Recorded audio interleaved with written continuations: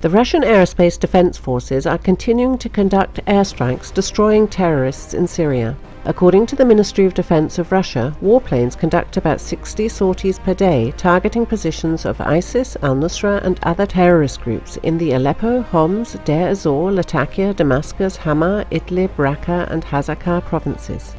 The Syrian Arab Army, SAA, and allies have been pushing terrorists from the crucial regions of the country step by step.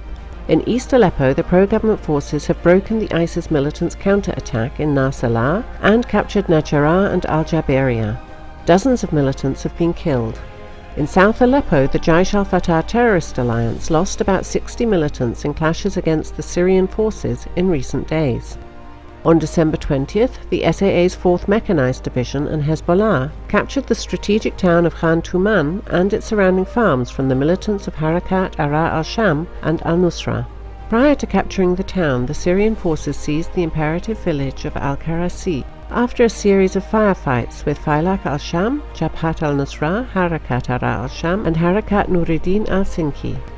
The Russia-made T-90 battle tanks played a crucial role during battles in the region, as its protective armor and durability made it difficult for the enemy combatants to halt their advance. US-supplied TOW missile systems can't inflict enough damage to the T-90. In North Latakia, the pro-government forces are advancing to take control of the border with Turkey.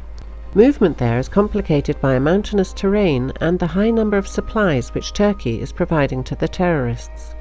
The city of Homs is almost controlled by the Syrian government. A week ago, militants started to move from the city. However, the province's northern part is controlled by ISIS and al-Nusra. The clashes there are ongoing.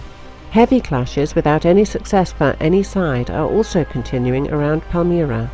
Eastern Ghouta and the area along the Damascus-Homs highway are a center of the clashes around Damascus, despite the army's successes in the area. The town of Marj al-Sultan and the Marj al-Sultan airport were liberated by the government forces last week. According to the SAA's reports, since the start of the Russian military operations in Syria, the government forces have taken control of about 60 towns, villages and other infrastructure objects. Meanwhile, the US is building its first airbase in Syria. It's supposed to be located in the northern Kurdish region. Thus, the US and NATO will continue to participate in the Syrian conflict and will apparently increase their military presence in the region in the nearest future. Thus, they show that the West isn't interested in any political solution which respects the interests of the Syrian people and their legitimate government.